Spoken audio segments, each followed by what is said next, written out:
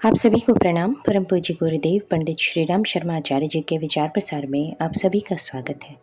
परम पूज्य गुरुदेव ने प्रत्येक वस्तु, विषय और स्थिति को नवीन दृष्टिकोण से देखा एवं दिखाया है। वर्तमान समय में 144 साल बाद आया हुआ ये महाकुंभ का पर्व सर्वत्र चर्चा, उत्सुकता एवं श्रद्धा का विषय बना हुआ है। क्या महाकुंभ का पर्व मात्र स्नान का पर्व है? यदि नहीं तो क्या है कुंभ का महात्म्य? जानेंगे परम पूज्य गुरुदेव की वाणी अखंड ज्योति के माध्यम से। तंत्र से लोक शिक्षण श्रृंखला के अंतर्गत यही है हमारे आज के स्वाध्याय लेख का शीर्षक, मात्र स्नान पर्व नहीं है कुंभ। कुंभ भूमिम उप्यति गंधेन पूर्यति इति कुंभः। अर्थात जब कोई विशिष्ट भूमि किसी विशेष प्रकार की गंध से यानी गुण से पूर्ण हो जाती है तो उसे कुंभ कहते हैं। इस परिचय और परिभाषा के अनुसार गंगा स्नान, संत मिलन और विचार क्रांति के पावन केंद्र शांति कुंज के युग तीर्थ में सद्विचार से सिंचन व अवगाहन, इन्हीं बहुआयामी उद्देश्यों के लिए देश और दुनिया के कोने कोने से लोग यहाँ पर आ रहे हैं।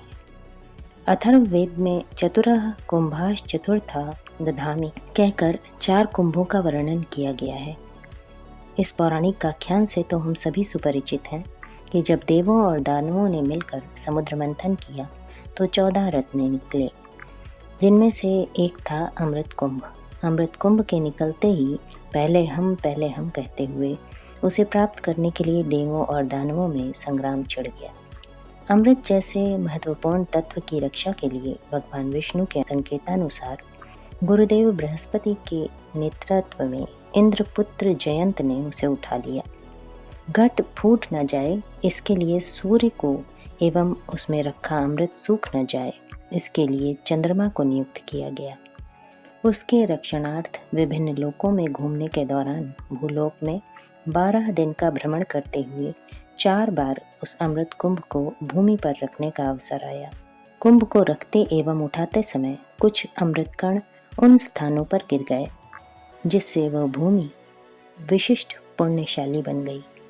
इसीलिए उस भूमि में कुंभ पर्व आरंभ हुआ।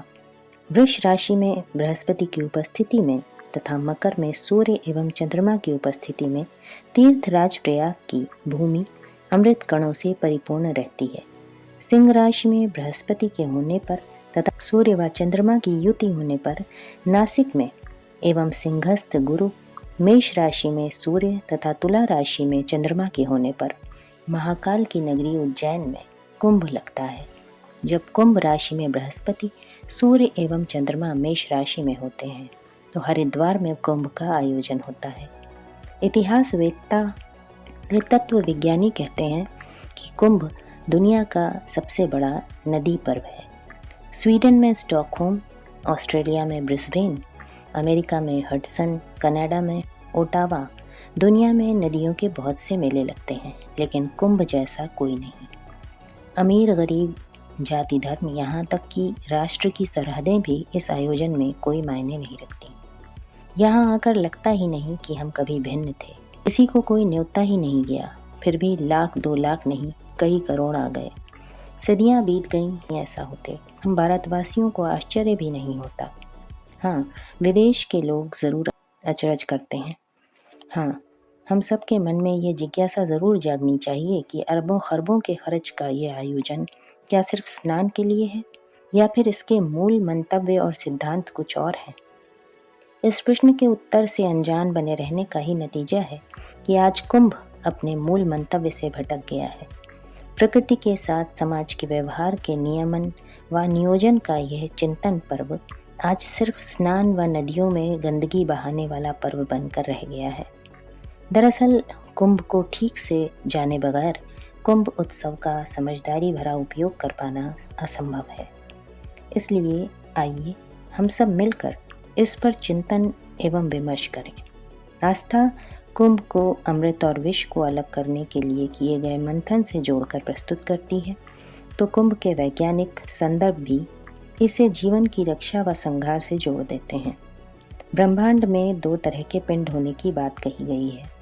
इनमें से एक है ऑक्सीजन प्रदान तो दूसरे हैं कार्बन डाइऑक्साइड प्रदान। जीवन वर्धन होने के कारण ऑक्सीजन प्रधान पिंडों को देव श्रेणी में रखा गया। इसी प्रकार जीवन संहारक होने के कारण कार्बन डाइऑक्साइड प्रधान पिंडों को दानवों की श्रेणी में। जीवनवर्धक तत्वों का सर्व प्रधान केंद्र होने के कारण बृहस्पति देवगुरु हैं। शुक्र सौम्य होने के बावजूद संहारक हैं, अतः उन्हें दानवी शक्तियों का आचार्य पद प्राप्त है। जब जब जीवनवर्धक ग्रहों के स्वामी जीवन संहारक पिंडों की राशि में प्रवेश कर उनके प्रभाव में रुकावट पैदा करते हैं, तो ऐसे संयोग शुभ मुहूर्त माने गए हैं। ऐसे ही 4 सुनिश्चित शुभ मुहूर्तों पर क्रमशः नासिक, उज्जैन, हरिद्वार एवं प्रयाग में कुंभ का आयोजन होता है। लेकिन इसमें विचारणीय सत्य यह है कि क्या सकारात्मक मानुषी शक्तियों द्वारा नकारात्मक शक्तियों की गति अवरुद्ध करने का यह संयोग बन पाया? दरअसल कुंभ सिर्फ स्नान का पर्व कभी नहीं रहा। अनुभव बताता है कि जब समृद्धि आती है तो वो सदुपयोग का अनुशासन तोड़कर उपभोग का लालच भी लाती है और वैमनस्य भी। ऐसे में दूरदृष्टि और कुछ सावधान मन ही रास्ता दिखाते हैं। ऐसे में जीवन शक्तियों को जागृत होना पड़ता है, एकजुट होकर विमर्श करना पड़ता है, तब कहीं समाधान निकलता है। गलत काम रुक जाते हैं और अच्छे कामों का प्रवाह बह निकलता है। कुंभ का यही कार्य है, यही मंतव्य है। समझना होगा कि भारतवर्ष में नदियों के उद्गम से लेकर संगम तक दिखाई देने वाले मठ मंदिर अनायास यूं ही नहीं है। ऋषि प्रकृति का प्रतिनिधि होता है। समाज ने ऋषियों को ही नदियों की पहरेदारी सौंपी थी। यह ऋषियों का ही जिम्मा था कि वे नदी किनारे आने वाले समाज को सिखाएं कि नदी के साथ व्यवहार कैसे करना है। ऋषियों ने यह किया भी, तभी हमारी नदियाँ इतने लंबे समय तक स्वच्छ, स्वस्थ एवं संपन्न बनी रहीं। लेकिन नदी के सम्मान में किसी ने चोट पहुंचाई तो ऋषि ने निर्णय अकेले नहीं दिया। ऋषियों ने कहा, नदी अकेले न समाज की है, न ऋषि की है और न राजा की।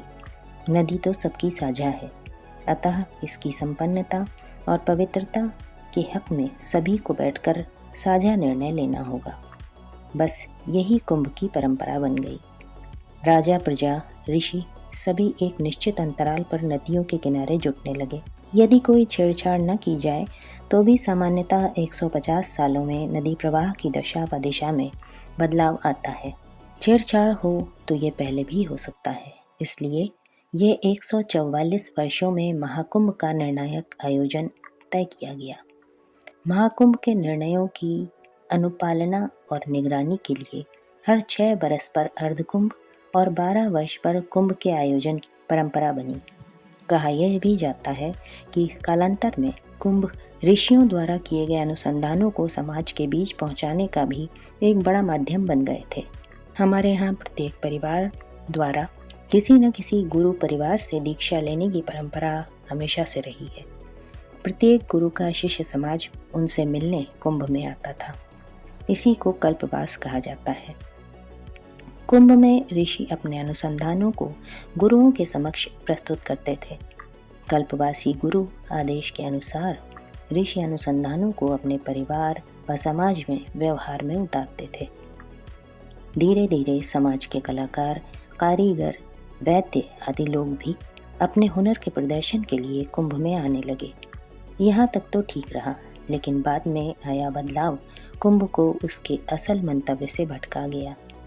पता नहीं कब और कैसे कुंभ चिंतन पर्व से बदलकर सिर्फ एक स्नान पर्व बनकर रह गया। इस भटकाव के दौर में धर्माचार्यों के एक ऐसे वर्ग का उदय हुआ जिनके आभूषण सोने के थे, आसन चांदी के और रसोई 56 भोगों से परिपूर्ण।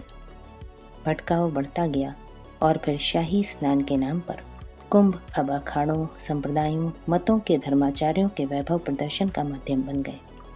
दुख होता है कि जो संत समाज कभी कुंभ के दौरान समाज को निर्देशित कर एक नैतिक, अनुशासित और गौरवमय विश्व के निर्माण का दायित्वपूर्ण कार्य करता था, उसी संत समाज के उत्तराधिकारियों ने कुंभ को महज बनावटी आयोजन बना दिया। ऐसी स्थिति में विचार क्रांति अभियान के केंद्र शांति कुंज ने देव संस्कृति विश्वविद्यालय के साथ मिलकर इस कुंभ स्नान की पर्व तिथियों मकर संक्रांति, बसंत पंचमी, माघी पूर्णिमा, शिवरात्रि, चैत्र अमावस्या, चैत्र शुक्ल प्रतिपदा, मेष संक्रांति, रामनवमी एवं चैत्र पूर्णिमा में कुछ नया करने और इसे वैचारिक चिंतन, शुभ निष्ठा और सत्संकल्प का महापर्व बनाने का निश्चय किया है। इसमें आमंत्रण आपको भी है कि प्रकृति, समाज एवं विकास के इस पवित्र अनुष्ठान में भागीदार बने। इसी के साथ ये लेख यहीं समाप्त होता है। अखंड ज्योति, जनवरी सन 2016, पृष्ठ संख्या 44 एवं 45। आप सभी को अपना बहुमूल्य समय देने के लिए हृदय से आभार एवं अनगिनत धन्यवाद। सादर प्रणाम।